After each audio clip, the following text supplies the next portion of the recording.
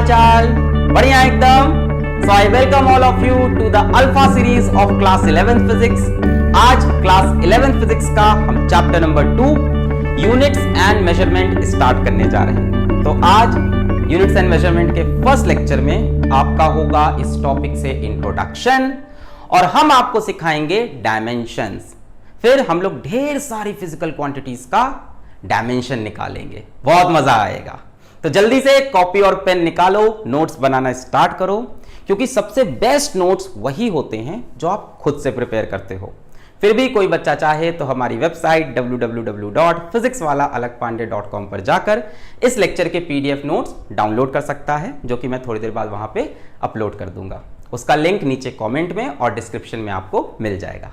एक और इंपॉर्टेंट बात, आज के लेक्चर के एंड में आपको वेबसाइट पे जाना है और एक डीपीपी डाउनलोड करनी है, डेली प्रैक्टिस प्रॉब्लम। वहां पे मैं डाल दूंगा डेली प्रैक्टिस प्रॉब्लम। उसमें 10-12 क्वेश्चंस होंगे जो कि आपको खुद से सॉल्व करने हैं लेक्चर खत्म होने के बाद। तैयार हैं आप? Yes, my name is Alakh Pandey and this is your beautiful सा चैनल फिजिक्स वाला। चलो शुरू करते हैं ये चैप्टर। शुरू करेंगे एक कहानी से, बहुत ही प्यारी कहानी है। एक बहुत ही फेमस साइंटिस्ट हैं Richard फीमेन।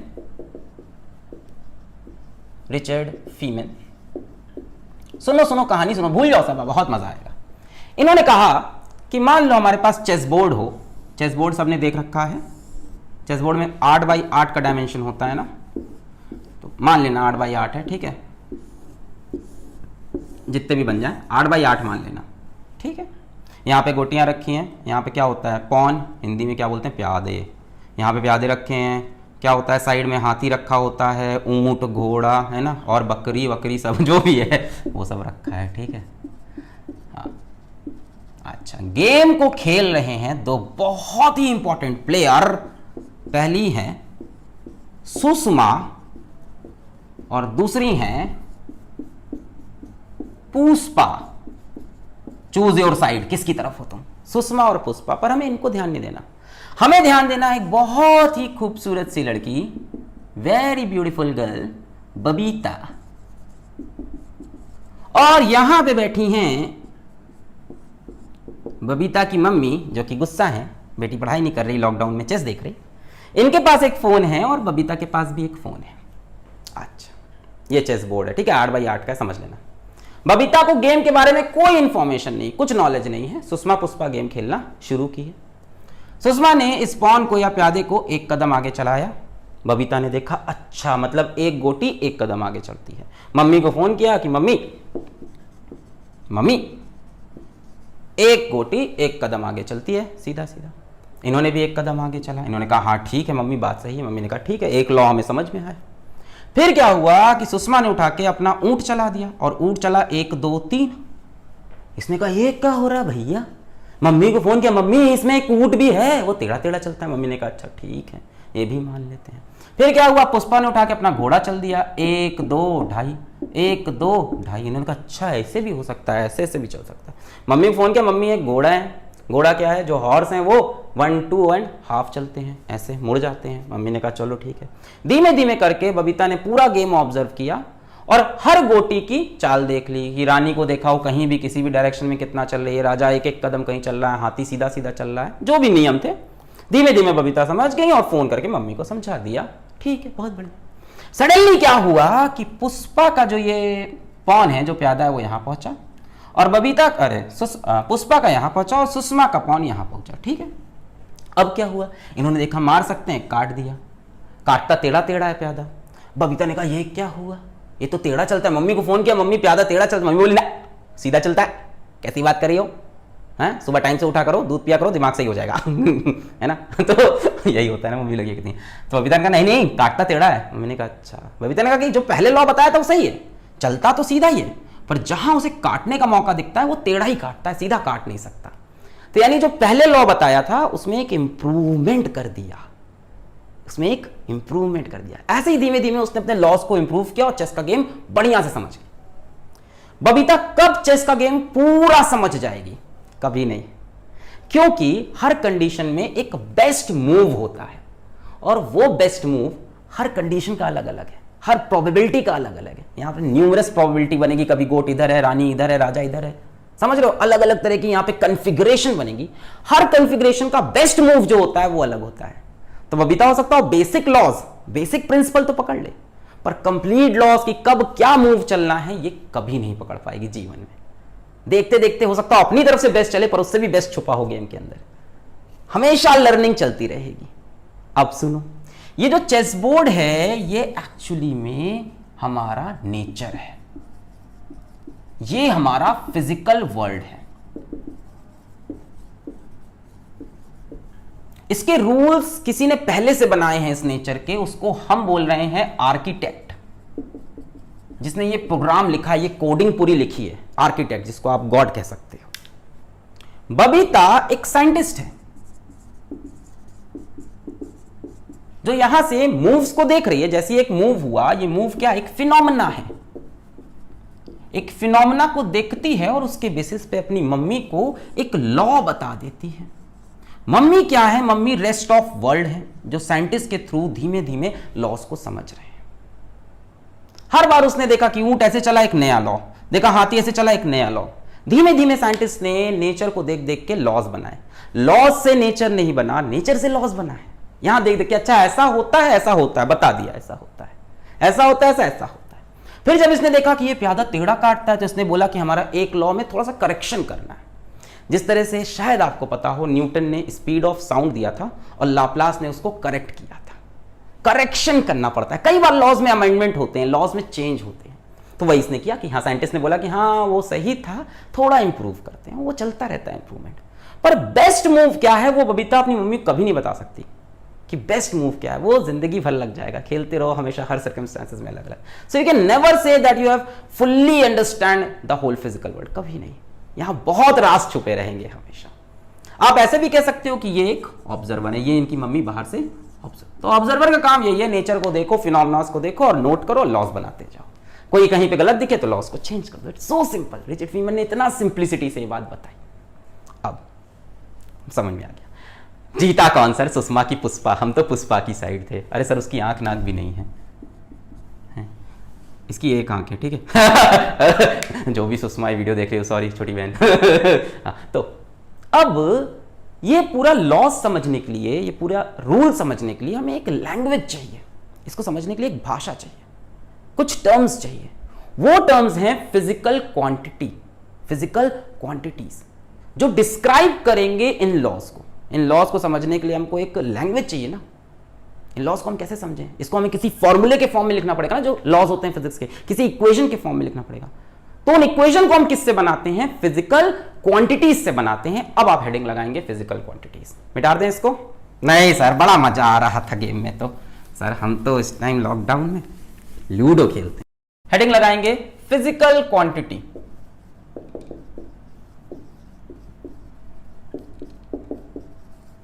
PQ,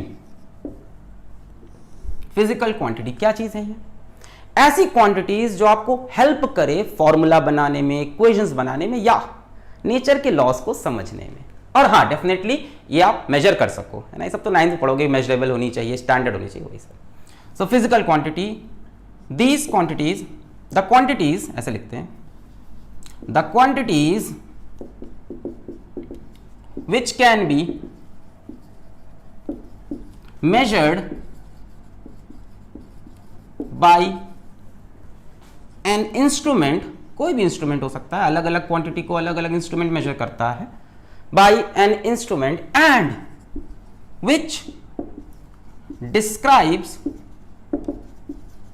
the laws of physical world। ऐसी क्वांटिटीज को हम फिजिकल क्वांटिटी बोलते हैं, और आपकी जनरेशन वाले इसको PQ बोलते हैं, ठीक है। बड़ा क्लीसे हो गया सर, क्लीसे। हाँ, तो फिजिकल क्वांटिटी जो मेजर हो सके किसी इंस्ट्रूमेंट से और जो डिस्क्राइब करे लॉज ऑफ फिजिकल वर्ल्ड को। अब कोई भी फिजिकल क्वांटिटी जो होती है ये दो चीज से बनी होती है, N इंटू यू। देख रखा होगा 9th क्लास में, सब जल्दी जल्दी निपटा रहे हैं, हमें पहुंचना है डायमेंशन पे। N इंटू यू, बच्चों N होता है न्यूमेरिकल वैल्यू, U होता है, सभी लोग बोलेंगे, चिल्ला के बोलेंगे, आवाज आनी चाहिए, यूनिट। न्यूमेरिकल वैल्यू और यूनिट। न्यूमेरिकल वैल्यू हमें क्या बताता है? कि कितना number of times of unit है। और यूनिट क्या होती है बच्चों, एक कंपैरिजन होती है। बाकी यूनिट के बारे में पढ़ना है तो क्लास 9 की किताब उठा के आप पढ़ सकते हो, बहुत ढेर सारी चीज़ें, ठीक है, कि यूनिट कैसे डिफाइन होती, क्या एक कंपैरिजन है जिसके number of times numerical value और दोनों को मिला लिया तो फिजिकल क्वांटिटी। एक बहुत ही घटिया एग्जाम्पल लेते हैं इसका कि मान लो हमारे पास एक हाथी है। अभी देखो मैं हाथी कितना सुंदर बनाने वाला हूँ। हमारे पास एक हाथी है, ठीक है, हाथी को बोलते हैं एलिफेंट। और यहाँ पे हमारे पास एक गोट है, बकरी तो और सुंदर बन गई, गोट। हमें एलिफेंट का वेट बताना है in terms of weight of goat. तो हमने कहा 150 गुना होगा, तो हमने बोला weight of elephant is equals to 150 times of weight of goat. अब यहां आप किसके बेसिस पे मेजर कर रहे हो, वेट ऑफ गोट के बेसिस पे। ये हो गई आपकी यूनिट, और उसके कितने गुना है वो हो गया आपका न्यूमेरिकल वैल्यू, और ये हो गई आपकी फिजिकल क्वांटिटी। एकदम एग्जांपल दिया है। जैसे हम बोले हैं कि वेट ऑफ कोई भी और जानवर ले लो, ह्यूमन ले लिया हमने, वो हमने क्या दिया 2 times of weight of goat है, ठीक है, कमजोर सी गोट है, अभी खाना नहीं खाई, हाँ 2 टाइम्स। तो देखो वेट ऑफ गोट क्या हमारी एक बेसिक चीज है जिससे हम कंपेयर कर रहे हैं, कंपैरिजन के लिए हमने उसको बना रखा है, ये होती है यूनिट। और उसके कितने नंबर ऑफ टाइम्स है वो होती है न्यूमेरिकल वैल्यू। और जो चीज हमें एक्सप्रेस करनी है वो क्या हो गई, फिजिकल क्वांटिटी। सिंपल, बहुत डेप्थ में इसके नहीं जाएंगे, क्लियर है। बट ये याद रखना PQ is equals to N into u, physical quantity is equals to, ये यूज होगा आगे डायमेंशन में भी, आज नहीं आगे यूज होगा। नोट कर लिया इसको। फिजिकल क्वांटिटी जो मेजर हो सके, जिससे लॉज ऑफ नेचर को हम समझा सकें, जो फॉर्मूले में यूज होंगी, physical quantity is N into you. चलो मिटा रहे, ओके।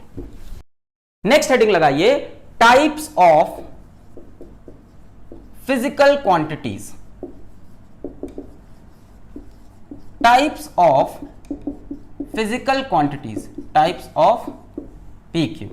तूने मेरे जाना।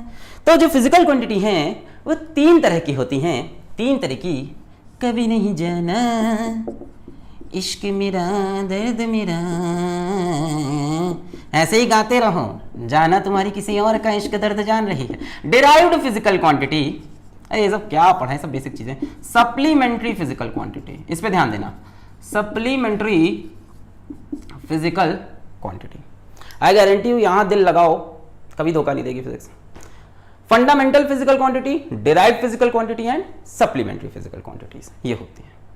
पढ़ना स्टार्ट करें। सबसे पहले fundamental physical quantities. Fundamental physical quantities PQ। अब ये क्या है, फंडामेंटल, एकदम बेसिक्स। जैसे मान लो आपको इंग्लिश की एक किताब पढ़नी है या किताब लिखनी है या ग्रामर समझनी है पूरी, तो आपको क्या चाहिए सबसे पहले? सबसे पहले आपको इंग्लिश के अल्फाबेट आने चाहिए, फंडामेंटल चीजें आनी चाहिए। कितने अल्फाबेट है? 26, डिफाइंड है, उसी से पूरी इंग्लिश बन गई है। इसी तरह से फिजिक्स में 7 फंडामेंटल क्वांटिटी है जिससे बाकी सारी फिजिकल क्वांटिटी आप बना सकते हो। 7 फंडामेंटल है जिसकी हेल्प से आप बाकी कोई भी फिजिकल क्वांटिटी, जी हाँ, कोई भी फिजिकल क्वांटिटी आप बना सकते हो। तो ये क्या है फंडामेंटल फिजिकल क्वांटिटी? ये खुद की बनी है, individual, which do not depend on any other physical quantity, है ना, एकदम बेसिक फंडामेंटल। जैसे अल्फाबेट है 26, वैसे ही 7 फंडामेंटल क्वांटिटी डिफाइंड है। कितनी है? 7 फंडामेंटल क्वांटिटीज डिफाइंड है। तो 7 फंडामेंटल क्वांटिटीज, उनकी SI यूनिट और सिंबल यहां पे हम लिख देते हैं। चलो स्टार्ट करो, सब लोग बोलेंगे सबसे पहली लेंथ। उसके लिए यूनिट क्या होती है? यहां पे कॉलम बना लेते हैं, यहां पे फिजिकल क्वांटिटी लिख लेंगे, यहां पे हम उसकी यूनिट लिख लेंगे और यहां पे उसका हम और जगह है हमारे फिजिकल क्वांटिटी लिख लेंगे। चलो यहां पे हम फिजिकल क्वांटिटी लिख लेंगे, यहां पे उसकी यूनिट लिख लेंगे और यहां पे हम उसका सिंबल लिख लेंगे। चलो शुरू करते हैं। सबसे पहली फिजिकल क्वांटिटी हमारी length, fundamental physical quantity length. Unit क्या होती है लेंथ की? SI unit. SI यूनिट क्या होती है? मीटर। सिंबल क्या होता है? यम। दूसरी फिजिकल क्वांटिटी होगा मेरी फंडामेंटल मास, एसआई यूनिट किलोग्राम, सिंबल क्या हो जाता है केजी। तीसरी कौन सी हो जाएगी हमारी time, SI unit seconds, symbol क्या हो जाता है एस। चौथी हमारी हो जाती है टेम्परेचर, एसआई यूनिट केल्विन। देखो ऐसे बहुत सी यूनिट है, हम स्टैंडर्ड यूनिट की बात, केल्विन, सिंबल क्या हो जाएगा कैपिटल के। पांचवी फिजिकल क्वांटिटी है हमारी इलेक्ट्रिक करंट, यूनिट क्या होती है इसकी एम्पियर, सिंबल क्या होता है कैपिटल ए। छठी हमारी फंडामेंटल फिजिकल क्वांटिटी है ल्यूमिनस इंटेंसिटी। अरे सर क्लास 9th की याद दिला दी, कुछ नहीं समझ में आया था उस टाइम। ल्यूमिनस इंटेंसिटी यूनिट होती है कैंडला। सर ये क्या होता है, यही उस टाइम भी नहीं आया था, आज भी नहीं आएगा। ये भाई ये होती है लाइट की एनर्जी एक्सप्रेस करने की तरीका, ठीक है, कैंडला। सिंबल हो जाएगा small C small D. Last हमारी फंडामेंटल क्वांटिटी है, फिजिकल क्वांटिटी है अमाउंट ऑफ सब्सटेंस। ये तो पढ़ रखा आपने 10th में, 11th में भी पढ़ ही रहोगे। यूनिट है इसकी मोल और सिंबल है MOL। ये हमारी 7 फंडामेंटल फिजिकल क्वांटिटी है जिसके ऊपर स्ट्रक्चर करके आप कोई भी फिजिकल क्वांटिटी बना सकते हो। इसके बाद कोई भी फिजिकल क्वांटिटी सोचोगे, length, mass, time, temperature, electric current, luminous intensity, amount of substance, इसके सिवा कुछ भी आप फिजिकल क्वांटिटी सोचते हो, एरिया, वॉल्यूम, वेलोसिटी, एक्सेलरेशन, सब इन्हीं से बनेगी, यहीं से सब बनने वाले। नोट कर लिया है, मिटा रहे हैं इसको। अब आती हैं डिराइव्ड फिजिकल क्वांटिटी। अब ये क्या होती हैं, which are made up of fundamental physical quantity. Fundamental physical quantity जो नेचर के लॉस को समझाने वाली सबसे फंडामेंटल है, उन्हीं से मिला मिला के हम डिराइव्ड फिजिकल क्वांटिटीज बनाते हैं। एग्जाम्पल ले लेते हैं, कितनी होती हैं, ये बहुत होती हैं, अनगिनत हैं। एग्जाम्पल ले लेते हैं, जैसे मान लो हमने ले लिया एरिया। तो बच्चों एरिया का यूनिट क्या होता है, मीटर स्क्वायर। अब देखो ये 2 फंडामेंटल क्वांटिटीज से बना है, मतलब एक ही से बना, उसको 2 टाइम्स कर दिया, मीटर इंटू मीटर। या ऐसे समझ सकते हो इसको, आप ऐसे लिख सकते हो लेंथ इंटू ब्रेथ। तो एक तरह से आपने क्या किया, लेंथ और लेंथ को ही तो मल्टीप्लाई किया, ब्रेथ भी मतलब लेंथ ही तो है, मीटर इंटू मीटर, है ना। मतलब फंडामेंटल यूनिट को 2 बार लिखना पड़ जाए तो डिराइव्ड यूनिट या डिराइव्ड फिजिकल क्वांटिटी। जैसे मान लो वॉल्यूम हो गया, समझ गए ना, उनके सिवा जो भी बनाओगे, मीटर क्यूब यानी 3 बार मीटर लिया, यानी 3 बार लेंथ को लिया। जैसे मान लो वेलोसिटी, वेलोसिटी का फॉर्मूला क्या होता है, डिस्प्लेसमेंट अपॉन, अरे भी पढ़ाएंगे सब, हाँ, डिस्प्लेसमेंट अपॉन टाइम, मतलब क्या हो गया मीटर पर सेकेंड। या समझ लो लेंथ अपॉन टाइम। एक बार यूनिट से पकड़ने लगे ना तो मजा आएगा, है ना, बच्चों को पढ़ाया जाता है ऐसे, लेंथ अपॉन टाइम, है ना। लेंथ एक फिजिकल क्वांटिटी, टाइम दूसरी, समझ गए, डिराइव्ड हो गई, मिली जुली। कुछ भी उठा लो तुम, फोर्स उठा लो, वर्क उठा लो। फोर्स क्या होता है, मास इनटू एक्सेलरेशन। अब देख रहे हो ये मास से बनी है और एक्सेलरेशन किससे बनता है, change in velocity upon change in time से। वेलोसिटी किससे बनेगी, डिस्प्लेसमेंट अपॉन, अरे बहुत भयानक डिराइव्ड क्वांटिटी है ये, समझ रहे हो। मास तो चलो ठीक है, एक हो गया मास हमारा, उसके बाद एक्सेलरेशन किससे बनेगा, change in velocity upon change in time. इसकी यूनिट क्या होती है फोर्स की, न्यूटन मत बोल देना कि सर न्यूटन है, एक ही तो है, ऐसा नहीं है। न्यूटन क्या होता है, केजी मीटर पर सेकेंड स्क्वायर। देख रहे हो, मास भी आ गया, लेंथ भी आ गई और टाइम भी आ गया। जैसे वर्क हो गया हमारा, वर्क की यूनिट क्या होती है, जूल। तो ये मत कहना सर जूल, जूल एक डिराइव्ड यूनिट है, फंडामेंटल यूनिट थोड़ी ना, फंडामेंटल यूनिट वही 7 थी। जूल का क्या होता है भाई, एक्सपैंड करो, केजी मीटर स्क्वायर पर सेकेंड स्क्वायर। तो एक बार मास है, 2 बार लेंथ है, 2 बार टाइम, समझ गए हो, ठीक है, डिराइव्ड फिजिकल क्वांटिटी। चलो अब ये ध्यान से देखना, supplementary physical quantity, supplementary physical quantity, ये भी डिफाइंड है, ये 2 ही हैं। इनको आप फंडामेंटल भी बोल सकते हो, बट ये अलग से बताई जाती है। ये डिफाइंड है, 2 हैं। कौन कौन सी है, एक है एंगल और दूसरी है सॉलिड एंगल। एक है एंगल, एक है सॉलिड एंगल। क्या होता है, एंगल को समझते हैं। एंगल क्या होता है, जैसे एक लाइन ये है, एक लाइन ये है, इनके बीच में जो ये सबटेंड होता है इसको हम एंगल बोल देते हैं। लाइन लाइन के बीच में भी हो सकता है और प्लेन्स के बीच में भी हो सकता है, एरोप्लेन नहीं, दो प्लेन के बीच में ऐसे है, ऐसे।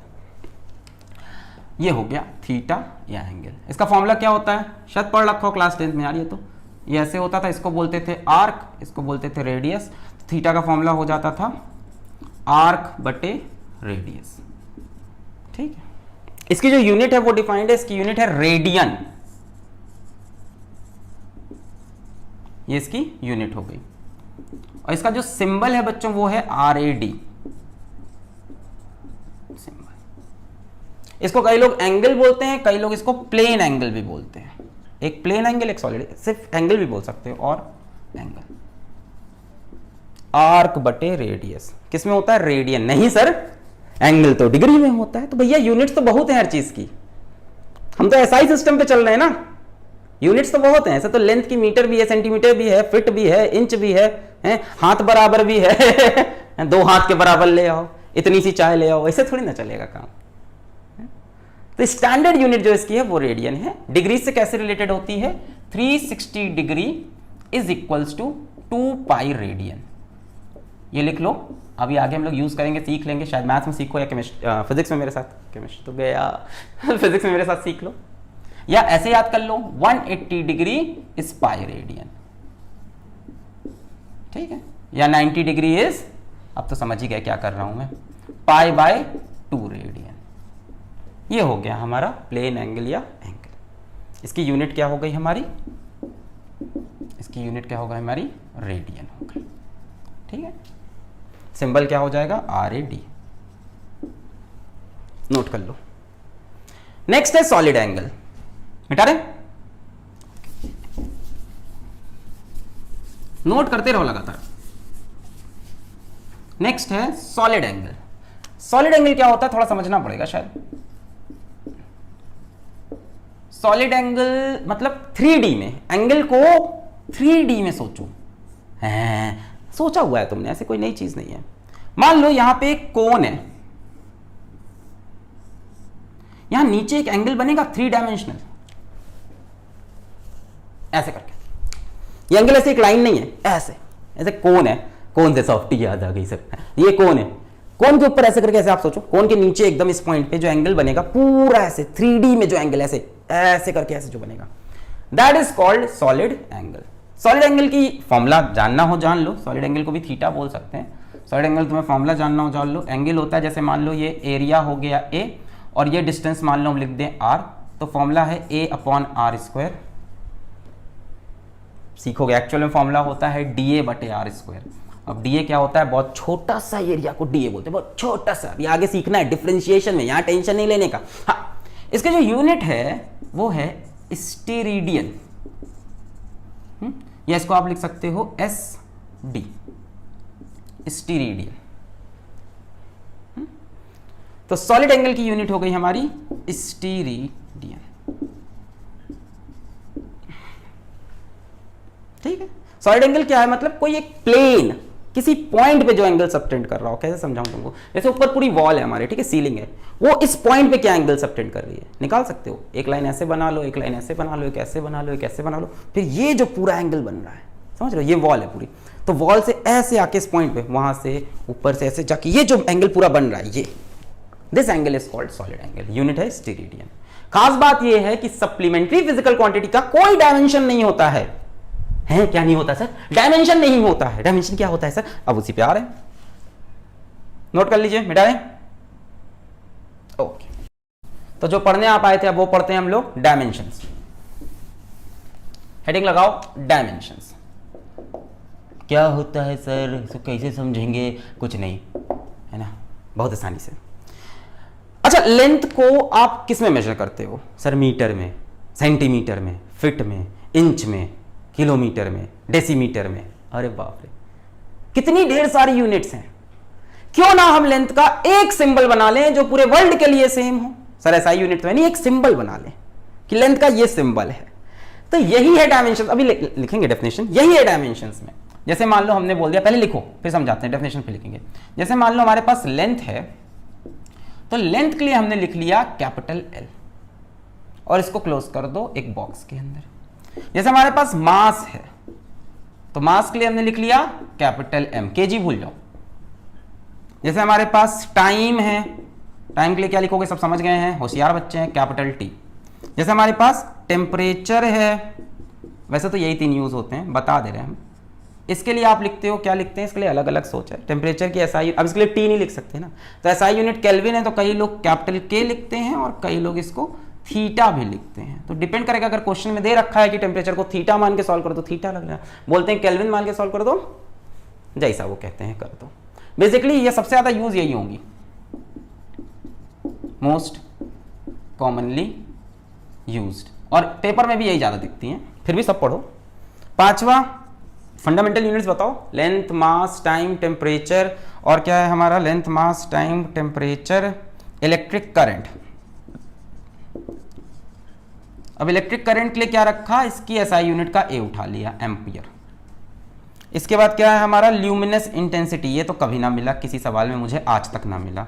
अब मुझे ना मिला तो तुम्हें पता नहीं कहाँ मिलेगा, सर मेरे को तो मिलेगी CD, ठीक है, कैंडेला नहीं, इसके लिए आप C लिखते हैं, C कहीं मिला ही नहीं है। 7वां अपना क्या हो गया, अमाउंट ऑफ सब्सटेंस, ये मिल जाएगा आपको शायद आज के लेक्चर में, शायद मिल जाए, कोशिश करूंगा मैं इसको लाने की, ले आऊंगा एक जगह पे। अमाउंट ऑफ सब्सटेंस, मोल, तो मोल के लिए MOL बॉक्स में। सर क्या है ये, अभी मत सोचो, कुछ है, लेंथ L, मास M, टाइम T। डेफिनेशन लिख लो फिर मजा आएगा। समझाओगे सर, नहीं कराएंगे सवाल, मजा आएगा। डेफिनेशन लिखो डायमेंशंस की, डायमेंशंस लिखो लिखो लिखो, dimensions, dimensions are the powers to which the fundamental quantities, the fundamental units are raised in order to express the derived unit of a quantity।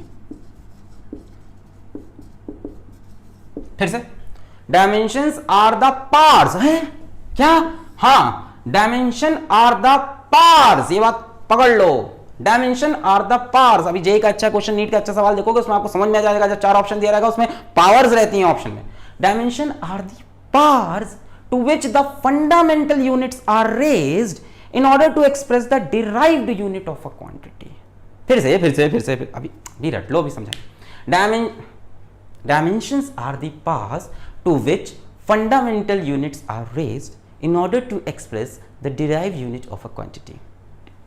मैं बहुत रूड तो नहीं हो रहा हूं, सॉरी नहीं बोलूंगा, सॉरी बोलो अभी, चलो। Dimensions are the power to which the fundamental units are raised। Fundamental units को हमें एक पावर देनी पड़ेगी, फंडामेंटल यूनिट्स को एक पावर देनी पड़ेगी to express the derived unit of quantity. किसी क्वांटिटी की जो यूनिट है उसको एक्सप्रेस करने के लिए फंडामेंटल यूनिट पे पावर लगाना पड़ेगा, उस पावर को डायमेंशन बोलते हैं, इसको नहीं बोलते हैं। फिर ये क्यों पढ़ा, अभी समझेंगे। छापो, टीपो, सर इसी में तो हम अच्छे हैं, मिटा रहे। अच्छा, करंट को भी एम्पियर का जो ए है उसे कई बार आई लिखा होता है, ठीक है। तो ए और के किताब में आई, एग्जाम में जैसा दिया हो, जो ऑप्शन हो, ए या आई में से दोनों नहीं होगा, ठीक है। आओ, डायमेंशंस ऑफ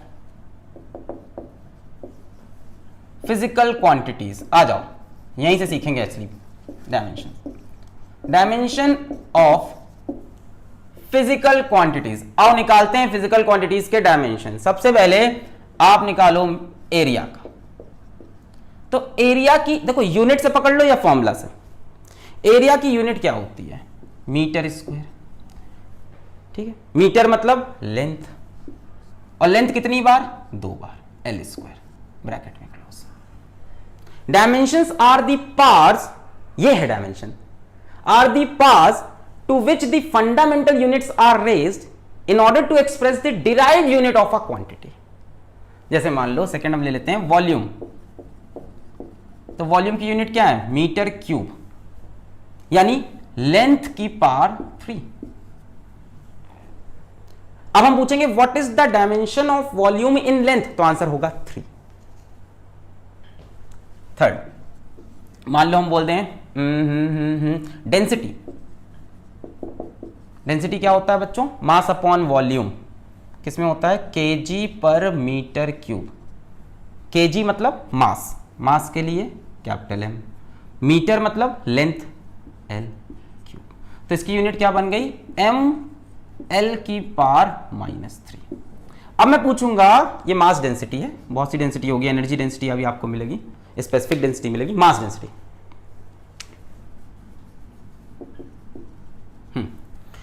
अब हम पूछेंगे मास डेंसिटी का डायमेंशन मास में कितना है, तो आप बोलोगे एम में डायमेंशन कितना है इसका? 1 है। हम पूछेंगे लेंथ में कितना है, तो आप बोलोगे लेंथ में डायमेंशन -3 है। What is dimension? Dimension are the parts, मजा आया, dimensions are the parts to which the fundamental units are raised. Fundamental unit की क्या पावर है? 1, तो m की पावर 1। फंडामेंटल मीटर की क्या पावर? 3, तो l की पावर 3। अच्छा एक चीज और सुनो, जो सबसे फेमस डायमेंशंस हैं वो है mlt की पावर्स, mlt की पावर्स। तो हम सबको कोशिश करते हैं mlt के टर्म्स में लिखने की। क्या करते हैं? mlt के टर्म्स में लिखने की। इसमें देखो t गायब है, क्या आप t इसमें घुसा सकते हो? हम पूछें आपसे मास डेंसिटी में टाइम का क्या डायमेंशन है? सर टाइम तो है नहीं, तो हम कह सकते हैं टाइम का डायमेंशन 0 है। टाइम है नहीं तो टाइम का डायमेंशन 0 है, तो हम लिख सकते हैं m की पावर 1 l की पावर -3 और टाइम का डायमेंशन 0। जैसे हम पूछें एरिया में मास और टाइम का क्या डायमेंशन है? अरे सर एरिया में मास और टाइम कहां? तो ठीक है लिख दो m की पावर 0 l की पावर 2। जनरली एमएलटी के टर्म्स में लिखा जाता है। आप बोलोगे सर केल्विन क्यों नहीं लिखा, एम्पियर क्यों नहीं लिखा? जनरली नहीं लिखा जाता, एमएलटी के टर्म्स में लिखते हैं। पूरी मैकेनिक्स 11 की जितनी भी क्वांटिटीज होंगी मैक्सिमम। इसको आप क्या लिख सकते हो? m की पावर 0 l क्यूब। ठीक है बस सर समझ में आ गया। चलो अब शुरू किया जाए। चलो नेक्स्ट है आपका वेलोसिटी। वेलोसिटी क्या होता है? फॉर्मूले से भी कर सकते हैं, आओ फॉर्मूले से करते हैं। Displacement upon time. डिस्प्लेसमेंट मतलब लेंथ, फॉर्मूले से भी हो सकता है, यूनिट से हो सकता है, जो पहले मिल जाए दिमाग में स्ट्राइक करे, कुछ पकड़ना नहीं है। किसी की यूनिट याद है तो उससे कर दो, कई चीज की यूनिट याद होती है, फॉर्मूला नहीं है ना। कई का फॉर्मूला डिस्प्लेसमेंट अपॉन टाइम की T. So what you can write l की पावर 1 t की पावर -1। इसमें m नहीं है ना, तो क्या हम m भी डाल सकते हैं? m की पावर 0 l की पावर 1 t की। हम आपसे पूछें what is the dimension of velocity, तो मैक्सिमम लोग का आंसर होगा m0 l1 t की power -1, which is wrong. Dimensions are the parts. हम पूछेंगे वेलोसिटी का डायमेंशन क्या, आपका आंसर होगा sir the dimension of velocity in mass is 0, क्योंकि मास में उसका कोई डायमेंशन है ही नहीं, मास में वो एग्जिस्ट ही नहीं करता। वेलोसिटी मास में एग्जिस्ट, तो मास में उसका कोई डायमेंशन नहीं है। The dimension of velocity in length is 1, the dimension of velocity in time is -1। This will be the answer. अच्छा स्पीड का भी शायद यही डायमेंशन होगा। अरे यार डिस्टेंस अपॉन टाइम है तो वही ना, देखो यूनिट पकड़ लो मीटर पर सेकेंड। अगर दो फिजिकल क्वांटिटीज की यूनिट सेम है तो उनका डायमेंशन भी सेम होगा। डिस्टेंस अपॉन टाइम वही तो होगा, लेंथ अपॉन टाइम है। Fifth acceleration. Hi hi hi, acceleration. Acceleration क्या होता है? Change in velocity upon change in time. Change in velocity 0 हो जाएगा क्योंकि यूनिट से यूनिट मर जाएगी। वेलोसिटी की यूनिट मीटर पर सेकंड, मीटर पर सेकंड से मीटर पर सेकंड कैंसिल। अरे पागल है क्या? चेंज इन वेलोसिटी भी तो मीटर पर सेकंड में आता है, दो वेलोसिटी का डिफरेंस भी तो मीटर पर सेकंड में होगा, है? तो ऊपर हो जाएगा अपना मीटर पर सेकंड और नीचे हो जाएगा टाइम सेकंड। तो ये मास नहीं है, ये लेंथ है, तो L upon T square. So you can write L की पावर 1 t की पावर -2 और m की पावर 0। इसका डायमेंशन मास में 0, लेंथ में 1, t की पावर -2। जैसे एक्सेलरेशन का सीधा आपको याद है सर मीटर पर सेकंड स्क्वायर होती है, खत्म, लेंथ पर टी स्क्वायर। अच्छा मैं आपसे पूछूं what is the dimension of small g, ये होता क्या है? Acceleration due to gravity. तो भाई एक्सेलरेशन ही तो है, तो क्या सोच रहे हो यही डायमेंशन होगा, खत्म बात। नहीं इसके फॉर्मूले से निकालेंगे जाके, नहीं यूनिट तो पता है ना इसकी, मीटर पर सेकंड स्क्वायर, खत्म। 9.8 मीटर पर सेकंड स्क्वायर, हाँ खत्म। अगर यूनिट पता चल गई तो खट से डायमेंशन मीटर पर सेकंड, लेंथ पर टी स्क्वायर। चलो अब डायमेंशंस निकाला जाए, खेल खेला जाए डायमेंशन का, मिटा रहे हैं ओके। नेक्स्ट ले लेते हैं 5 हो गई ना, 6th, यार नंबरिंग को माफ करना भूल जाएंगे, ठीक है। 6th नेक्स्ट ले लेते हैं हम लोग फोर्स। फोर्स क्या होता है, मास इनटू एक्सेलरेशन, ठीक है। अब मास होता है केजी में, एक्सेलरेशन होता है मीटर पर सेकंड स्क्वायर में, जो पहले पकड़ में आ जाए।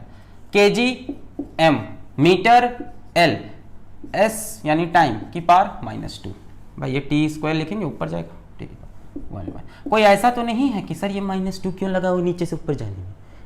मास में इसका डायमेंशन 1, लेंथ में इसका डायमेंशन 1, टी में इसका डायमेंशन -2, और मैं चाहूंगा कि फोर्स का डायमेंशन आप याद रखो, mlt की पावर -2, mlt की पावर -2, आई रिपीट mlt की पावर, याद कर लो आगे बहुत कम आएगा, mlt की power -2। Next is let us से मोमेंटम। मोमेंटम अपना मास इनटू वेलोसिटी। आपको सीधा यूनिट आती है तो खेल जाओ, कोई दिक्कत नहीं। अब देखो मैं बिना यूनिट के भी कर सकता हूं, सब हो सकता है। मास का डायमेंशन m, वेलोसिटी का डायमेंशन क्या था, मीटर पर सेकेंड, यानी length upon time, displacement upon time, displacement length upon time, ठीक क्लियर। तो क्या हो जाएगा, m की पावर 1, l की पावर 1, t की पावर -1। किसी को सीधा यूनिट पता है, kg मीटर पर सेकेंड, खेल खत्म हो गया, m l t की पावर -1। टाइम के लिए t है, सेकेंड नहीं है, ठीक है। और m मीटर है, इसको L लिखते हैं, कई बार गलत हो जाता है, इसको M लिख देते हैं बच्चे लास्ट में एग्जाम में, गलती होती है। Next is work. Work is force into displacement, या चाहो तो force into distance into cos theta, मुझे कोई दिक्कत नहीं, जो भी फॉर्मूला रट के आए हो सबसे चल जाएगा। फोर्स का डायमेंशन मैंने आपको याद करने को कहा था, mlt की पावर -2, mlt की पावर -2, डिस्प्लेसमेंट यानी लेंथ L, और कॉस थीटा का कोई डायमेंशन नहीं होता, क्योंकि मैंने आपको बताया था कि सप्लीमेंट्री यूनिट्स यानी थीटा और यानी सॉलिड एंगल प्लेन एंगल का कोई डायमेंशन। वैसे कॉस थीटा की वैसे भी देखो तो एक वैल्यू आती है, वेरी सॉरी, कॉस थीटा की वैल्यू आएगी ना, जैसे हम बोलते हैं मेरे पास कॉस 60 है तो इसकी एक वैल्यू हो जाएगी 1/2। प्योर नंबर्स का कोई डायमेंशन नहीं है, 1 2 3 4 पाई, इसका कोई डायमेंशन नहीं। भाई कॉस थीटा की एक वैल्यू आएगी ना, यहाँ पे कॉस 60, कॉस 30, कॉस 45, 1/√2 एक वैल्यू आएगी, वैल्यू का कोई डायमेंशन नहीं। हम चाहेंगे आप इसका भी डायमेंशन याद करो, ml² t की पावर -2, कितना रटवाओगे सर, बस 2, ml² t की पावर -2, ml² t की पावर -2, ml² t की पावर -2। नेक्स्ट इज पार। पार क्या होता है बच्चों, वर्क बटे टाइम।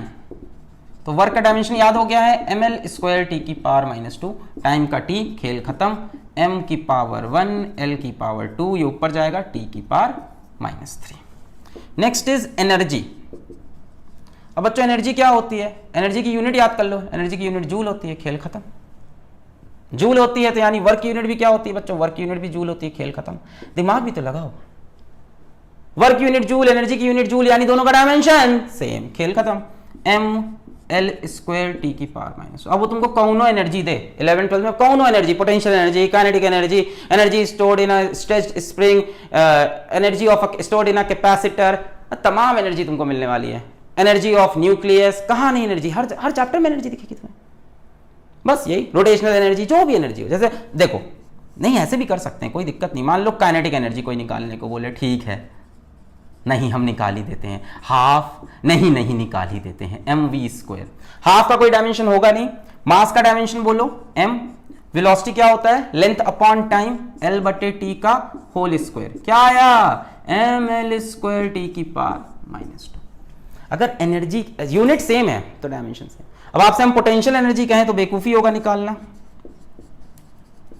है, आपसे हम इलास्टिक एनर्जी कहें तो बेवकूफी होगा निकालना, है कि नहीं। तो एनर्जी का डायमेंशन आपका जहां पे एनर्जी दिख जाए मार सकते हो, पर कुछ एनर्जी अलग होती हैं जिनका फॉर्मूला भी होता है, तो थोड़ा सा चेक भी कर लेना, ये बेसिक में सही रहता है। कई बार फिजिक्स में भी आगे पढ़ोगे, छोड़ो यार इतना भी कितना कॉम्प्लेक्स बनाया अभी के लिए। 12 नंबर हो गए, आगे बढ़े। Next is impulse.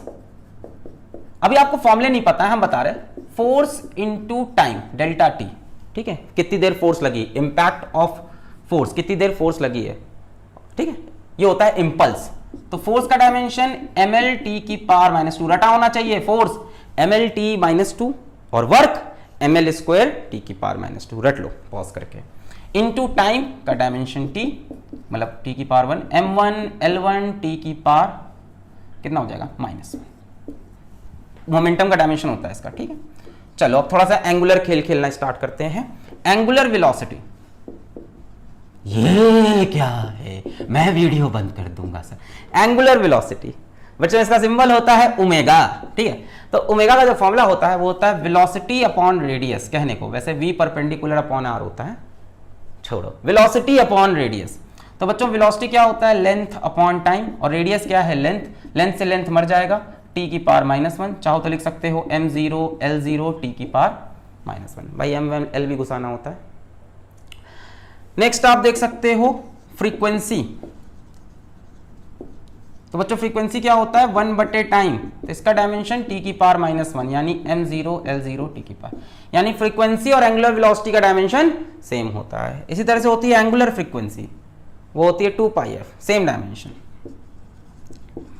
अरे यार कितनी पढ़ोगे, ऐसे रटवा सकते हैं। देखो आज हम 30-32 निकलवा देते हैं, थोड़ी प्रैक्टिस करवा देते हैं, ठीक है। और बढ़िया बढ़िया कुछ कांस्टेंट्स की भी निकलवाएंगे, कुछ बढ़िया बढ़िया। एंगुलर फ्रीक्वेंसी ये भी ओमेगा होती है, इसका फॉर्मूला 2πf है, सेम चीज है। 2 कांस्टेंट नंबर है, मतलब कांस्टेंट ही नंबर, नंबर का कोई डायमेंशन नहीं। पाई एक फिक्स्ड वैल्यू, एक नंबर, कोई डायमेंशन नहीं। फ्रीक्वेंसी 1 बाई टाइम यानी t की पावर -1। जो भी रियल नंबर्स हैं, जो भी नंबर्स हैं ना, रियल नंबर्स हैं, इंटीजर्स हैं, या जैसे भी नंबर्स हैं, समझ गए, हाँ, उनका कोई डायमेंशन नहीं होता। नेक्स्ट 17th, अब हम लोग लेते हैं angular acceleration. Angular acceleration sir का पढ़ना है, ये सब आएगा रोटेशन में, इसको अल्फा बोलते हैं। फॉर्मूला हम बता रहे हैं, आप करो एंगुलर एक्सेलरेशन अल्फा। तो अल्फा हो जाता है बच्चों change in angular velocity upon change in time. जैसे एक्सेलरेशन क्या होता था, change in velocity upon change in time, वैसे एंगुलर एक्सेलरेशन किससे आया, एंगल से आया, तो change in angular velocity upon change in time हो गया। ये कितना हो जाएगा, t की पावर -1 और नीचे भी t, यानी फाइनली t की पावर -2, m में 0 l में 0। नेक्स्ट है टॉर्क। बच्चों टॉर्क होता है फोर्स इंटू परपेंडिकुलर डिस्टेंस, या F into D into sine, मुझे दोनों से कोई प्रॉब्लम नहीं। अभी तो मैं, अरे यार फोर्स होता है R क्रॉस F, अभी क्रॉस तुमको पता नहीं, क्रॉस प्रोडक्ट डॉट प्रोडक्ट शायद सीखा हो, तो आगे बढ़ेंगे। F D sine theta, force हो जाएगा एम एल टी की पावर, कहीं मुझसे गलती हो जाए तो माफ कर देना, डी हो जाएगा एल, और साइन थीटा तो एक वैल्यू देगा, साइन 30 की वैल्यू 1/2, साइन 45 की वैल्यू 1/√2 है ना, एक वैल्यू आ रही है, उसका कोई डायमेंशन नहीं। So this is again m l square t की पावर -2, इसका भी डायमेंशन वर्क के डायमेंशन जैसा होता है। Next is moment of inertia. Moment of inertia I, अरे बहुत है, इसका फॉर्मूला होता है I is equals to m r square. M होता है मास, आर होता है डिस्टेंस, निकल गया, एम एल स्क्वायर, और टी नहीं है तो क्या लिख दें, एम एल स्क्वायर टी की पावर 0। एम होता है मास, आर होता है डिस्टेंस, ये सब आप पढ़ोगे रोटेशनल में, मिटा रहे, ओके। तो कराने को बहुत से कराए जा सकते हैं। Number 20th angular momentum, denoted by L. एक होता है मोमेंटम, एक होता है एंगुलर मोमेंटम। फॉर्मूला है इसका m v r sine theta, actual में होता है r cross p, p linear momentum. निकाल दो जल्दी से, m mass, v velocity, r radius, निकल आया। एम वेलोसिटी के लिए एल बाई टी, आर के लिए एल, और साइन थीटा तो समझ ही गए number, m l square t की। समझ आया, डायमेंशन बढ़िया से आ रहा है, बहुत बढ़िया बहुत बढ़िया बहुत बढ़िया। नेक्स्ट आप देख लो थोड़ा सा अब प्रॉपर्टीज ऑफ सॉलिड से। स्ट्रेस, स्ट्रेस होता है बच्चों फोर्स अपॉन एरिया, अभी के लिए बता रहे हैं, बाद में एक्चुअल फॉर्मूला बताएंगे। प्रेशर का भी यही फॉर्मूला होता है ना करीब करीब। फोर्स क्या है, एम एल टी की पावर -2, एरिया क्या हो जाएगा एल स्क्वायर, यानी एम एल ऊपर जाएगा पावर -1 टी की पावर -2। बहुत से हैं। नेक्स्ट है स्ट्रेन। बच्चा क्या करता है, किताब उठाता है, डायमेंशन के क्वेश्चन लगाता है, सर नहीं हो रहा है मेरे को, डायमेंशन नहीं पता। यार तुम्हें डायमेंशंस पता चलेंगे जब तुम एक एक करके चैप्टर पढ़ोगे, अभी टेंशन मत लो इसकी। डायमेंशन के क्वेश्चन प्रॉब्लम ये होता है, डायमेंशन नहीं पता, नहीं पता गूगल पे जाओ, सर्च करो उसका फॉर्मूला और डायमेंशन बना लो। आपको स्ट्रेन का फॉर्मूला दूं, खुद से बनाओगे, चलो। Change in length upon original length, change in length upon original length बनाओ। चेंज इन लेंथ किस में होगी बताओ, मीटर्स में। ओरिजिनल लेंथ भी किस में होगी, मीटर्स में, यानी मीटर मीटर खत्म, कुछ डायमेंशन नहीं, यानी l की पावर 0। भाई ऊपर भी l होगा नीचे भी l है कि नहीं, l बटे l, तो ऊपर जाके 1 पावर, ये भी 1, 1 माइनस 1 0, यानी इसका डायमेंशन होगा, m में तो 0 था ही, l में भी 0, t में भी 0। ऐसी क्वांटिटीज को हम बोलते हैं डायमेंशन लेस क्वांटिटीज, इनके पास कोई डायमेंशन नहीं है। जो भी क्वांटिटी डायमेंशन लेस होगी उनके पास कोई डायमेंशन नहीं होगा सब ठीक। जैसे चलो नेक्स्ट आपको देते हैं Young's modulus of elasticity, Young's modulus of elasticity. आप चाहो तो ये पार्ट स्किप कर सकते हो, अब मैं करा रहा हूं। यंग्स, मजा आ रहा है, करो। यंग्स मॉडुलस ऑफ, अब यार जो भी कराएंगे ना तुम्हें फॉर्मूला पता होना चाहिए, फिर तुम कर ले जाओगे। यंग्स मॉडुलस ऑफ इलास्टिसिटी ये होता है बच्चों स्ट्रेस बटे स्ट्रेन। अब स्ट्रेस क्या है डायमेंशन, ये रहा स्ट्रेस का डायमेंशन, छाप दिया, ml माइनस 1 t की पावर माइनस 2, और स्ट्रेन का कोई डायमेंशन नहीं है, खत्म, m0 l0 t0। तो फाइनल आंसर यही हो जाएगा ml माइनस 1 t की power. so you can find numerous dimensions of all physical quantities। भाई जितनी भी चैप्टर पढ़ोगे सब में नई नई फिजिकल क्वांटिटीज आएंगे, है ना। यहां तक तुमने पढ़ा, इसके बाद अगर हम लोग किसी और चैप्टर फ्लूइड में चले जाएं तो ये एक टर्म है सरफेस टेंशन, जितना कॉमनली यूज्ड है ना वो हम बता रहे हैं अभी इस चैप्टर में, जितना मिलने वाला है तुम्हें किताब में। सरफेस टेंशन का सिंबल T होता है कि किताब में S होता है। फॉर्मूला है फोर्स पर यूनिट लेंथ, खत्म, ml t की पावर माइनस 2 और L, तो कितना हो जाएगा m t की power minus 2, force per unit length. क्या लिख सकते हैं इसको हम, m की पावर 1, L की पावर 0, t की पावर माइनस 2। मिटा रहे हैं। तो आपको किसी भी चीज का डायमेंशन चाहिए हो तो आप उसका फॉर्मूला जानते हो तो कर लो। थोड़े 12 के भी कर लेते हैं, कितने हुए थे, 24 हुए थे, 25, थोड़े 12 के भी कर लेते हैं, कुछ टर्म्स कितने हुए थे, 19 हुए थे शायद, है ना, 20th। चलो कुछ 12 के उठा लेते हैं। जैसे 12 से उठा लिया हमने इलेक्ट्रिक चार्ज, अरे बहुत है, अभी थर्मोडायनेमिक्स से निकालेंगे, वहां से 10 डायमेंशन निकल आएंगे, specific heat capacity, molar specific heat capacity, wave से उठा लेंगे वहां से वेवलेंथ वगैरह। इलेक्ट्रिक चार्ज सिंबल होता है Q, फॉर्मूला होता है I into T, current into time. Current आ गया, थोड़ा सा करंट वाले कर लेते हैं। करंट के लिए सिंबल हो जाएगा A और टाइम के लिए T। सो डायमेंशन बन जाएंगे A की पावर 1, T की पावर 1। आपको ml भी चाहिए, m की पावर 0, L की पावर 0। जैसे आपसे मैं बोलूं इलेक्ट्रिक पोटेंशियल, थोड़ा कर लो, थोड़े नए टर्म से इंट्रोड्यूस हो रहे हो। इलेक्ट्रिक पोटेंशियल V, ये होता है बच्चों work upon charge, work done per unit charge. तो वर्क का डायमेंशन तो पता है ml स्क्वायर t की पावर माइनस 2, और चार्ज का डायमेंशन ये लिखा है a t। क्या हो जाएगा m की पावर 1, l की पावर 2, a की पावर माइनस 1, और ये ऊपर जाएगा t की पावर माइनस 3। कोई कैलकुलेशन मिस्टेक हो तो माफ कर देना, ठीक है। जैसे नेक्स्ट हम लोग एक और देख लेते हैं इलेक्ट्रिकल रेजिस्टेंस की, 10th में पढ़ा है ना, 12th में आएगा ये सब। इलेक्ट्रिकल रेजिस्टेंस R, आप चाहो तो कर सकते हो कि आज ढेर सारे अपने किताब से टर्म्स उठाओ, सबका फॉर्मूला देख के डायमेंशन निकाल लो। ये होता है बच्चों change in potential upon current, Ohm's law से पढ़ा होगा, सबने ये पढ़ रखा होगा, V is equals to I R, वहीं से किया है। पोटेंशियल का डायमेंशन वो पढ़ा है, उठा लो, m की पावर 1, L की पावर 2, a की पावर माइनस 1, t की पावर माइनस 3। करंट का डायमेंशन a इंटू टी, खत्म, उड़ा दो, धुआं धुआं कर दोगे, निकाल लोगे। जैसे मान लो आपसे मैं बोल दूं कैपेसिटेंस का डायमेंशन निकालो, बस फॉर्मूला पता होना चाहिए, सिंबल है C, फॉर्मूला होता है Q is equals to CV। Q है चार्ज, V है पोटेंशियल, तो C का फॉर्मूला क्या बन जाएगा Q बटे V। Q है चार्ज, V है पोटेंशियल, तो चार्ज का डायमेंशन, सॉरी यहाँ करंट डायमेंशन था, वेरी सॉरी, A हो जाएगा ना।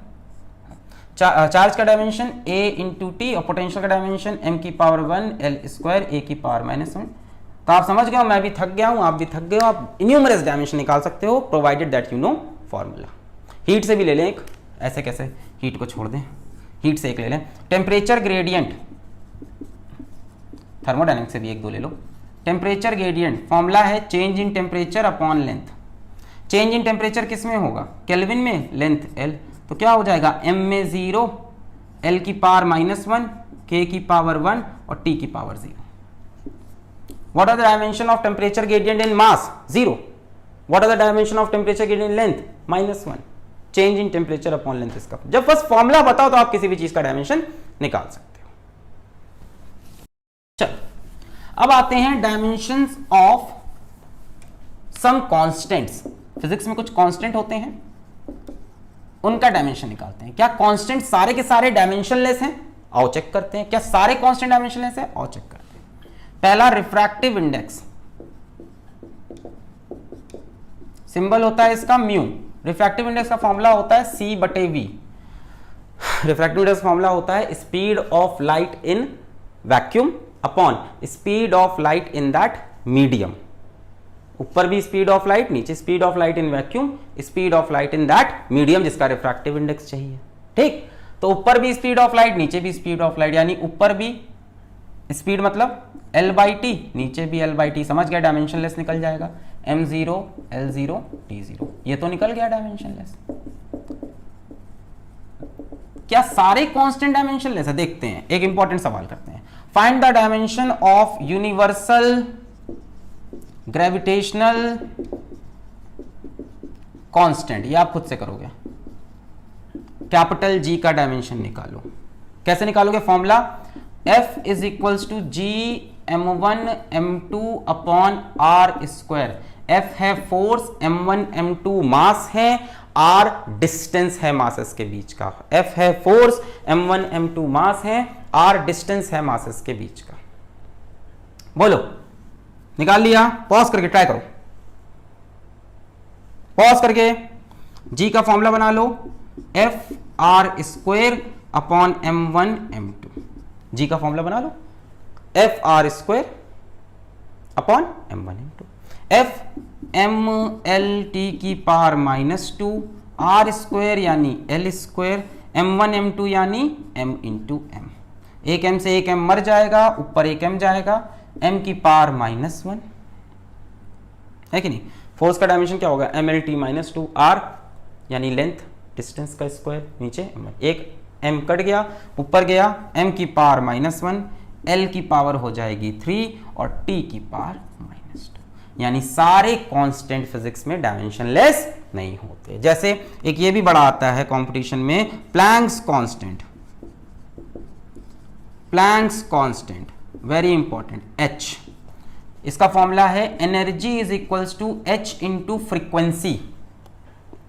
Energy is equals to H into frequency. Pause करके निकालो खुद से। हो गया? हो गया? तेरे दर पर सनम चले आए हैं। एनर्जी का डायमेंशन mL स्क्वायर T की पावर -2, फ्रीक्वेंसी T की पावर -1।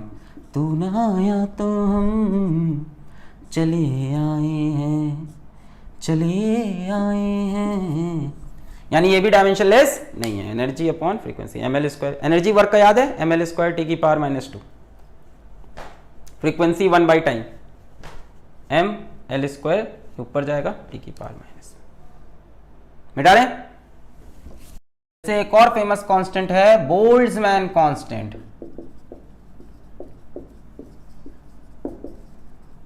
सिंबल है K। बोल्ट्जमैन कांस्टेंट फॉर्मूला बता देते हैं, PV is equals to KT। P है प्रेशर, V है वॉल्यूम और T है टेम्परेचर। निकालो पॉज करके। हो गया? K is equals to PV/T। Pressure यानी force upon area into volume upon temperature. Pressure force upon area. Force का डायमेंशन mLT की पावर -2। एरिया का डायमेंशन बोलो, लेंथ स्क्वायर। वॉल्यूम का डायमेंशन लेंथ क्यूब और नीचे टेम्परेचर है। ध्यान देना, ये टेम्परेचर है, ध्यान देना। इसको टाइम मत समझ लेना, गलती हो जाएगी। टेम्परेचर, तो टेम्परेचर के लिए कैपिटल K यूज कर लो या थीटा यूज कर लो।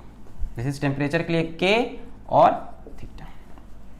So this will be mL square से एक L, 2 L कट जाएंगे, ऊपर एक L बचा, mL स्क्वायर, स्क्वायर से 2 कटा, एक L, T की पावर -2 और K की पावर -1। या हो सकता लिखा हो mL स्क्वायर T की पावर -2 थीटा की पावर -1। टेम्परेचर का जो भी डायमेंशन दिया हो, L स्क्वायर। क्लियर है? Boltzmann constant. बोल्ट्जमैन। एक और बड़ा फेमस है, 5वां बड़ा फेमस है coefficient of viscosity,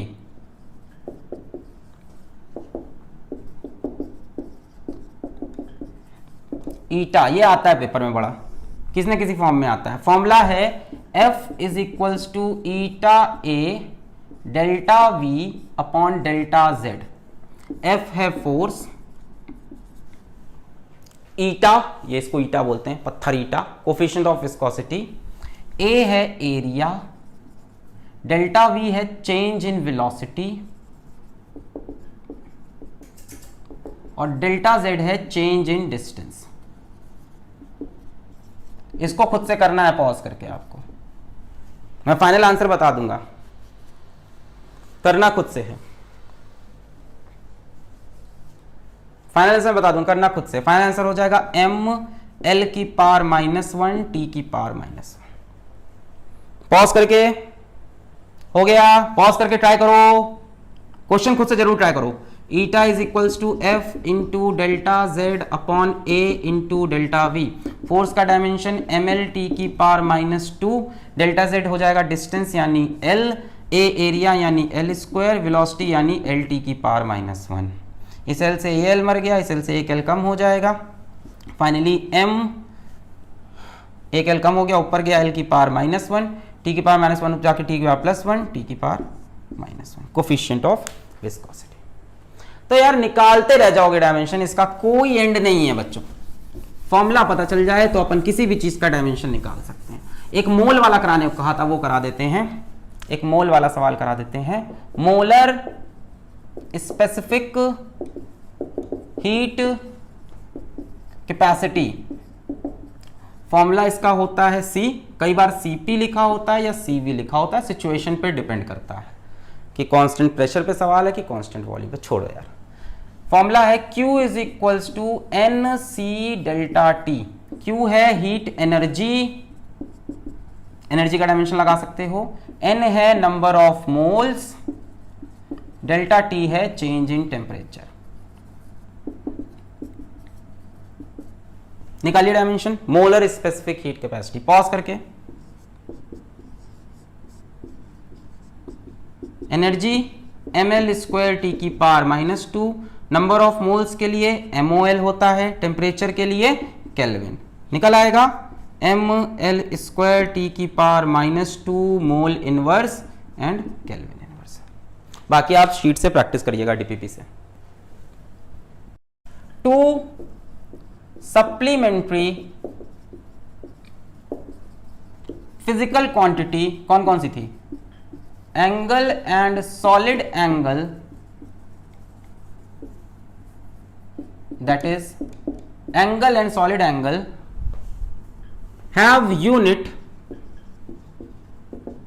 but no dimensions। इनका कोई डायमेंशन डिफाइंड नहीं है। एंगल की यूनिट अगर फिर से याद दिला दूं, रेडियन, और सॉलिड एंगल की स्टेरेडियन। पेपर में ये सवाल आता है, पेपर में सवाल आता है, name one physical quantity which has unit but no dimension. Angle या सॉलिड एंगल यूनिट है पर डायमेंशन नहीं है, डायमेंशन लेस फिजिकल क्वांटिटी। वैसे तो बहुत सी डायमेंशन लेस थी, रिफ्रैक्टिव इंडेक्स भी थी सर, स्ट्रेन भी था, बट यहां खास बात क्या है कि they have no unit, sorry they have unit but no dimension. जैसे रिफ्रैक्टिव इंडेक्स के पास यूनिट भी नहीं है, ये डिफरेंस है। जैसे आप स्ट्रेन के पास भी सेम कहानी है, no unit and no dimension, इनकी कहानी अलग है। They have units but no dimension. Sir क्या ऐसा हो सकता है any physical quantity which has dimensions but no unit? क्या ऐसी भी कोई फिजिकल क्वांटिटी जिनके पास डायमेंशंस तो है बट यूनिट नहीं? नन। इसका आंसर, अगर किसी के पास डायमेंशन है तो यूनिट होगी। ठीक है, तो इसके बाद आप डीपीपी को अटेम्प्ट करेंगे। इस लेक्चर को यहीं करते हैं समाप्त। अगले लेक्चर में आते हैं और करते हैं principle of homogeneity of dimension, और वहां करेंगे ढेर सारे सवाल। तो पढ़ाई करते रहो। All the very best.